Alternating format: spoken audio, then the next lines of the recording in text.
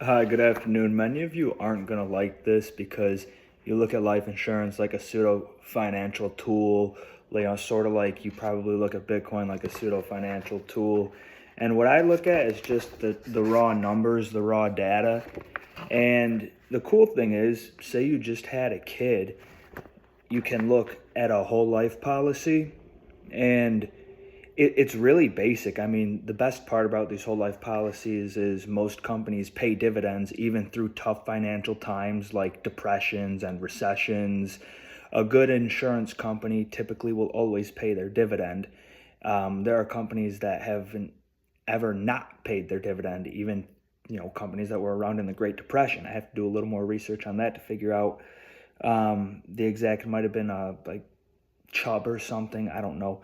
But anyways, the actual Whole Life 100. So if you could get this book too, Becoming Your Own Banker. It goes into really having ownership over your money. So the reason I like cryptocurrency is because you have ownership over your money.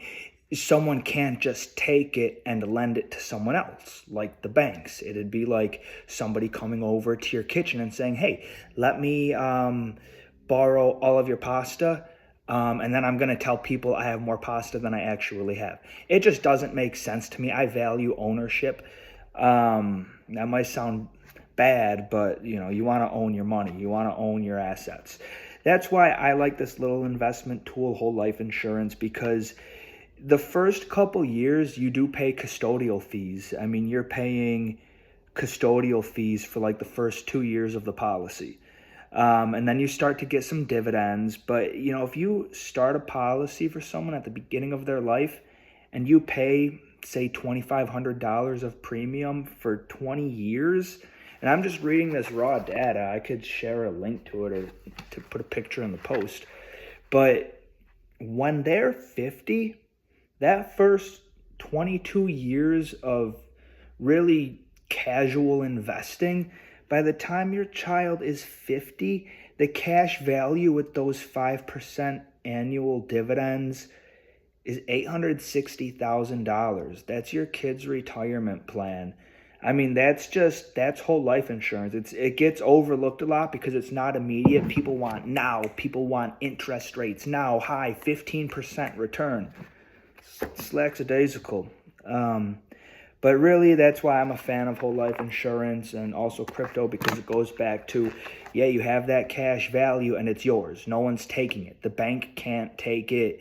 It's FDIC insured. You could access it whenever.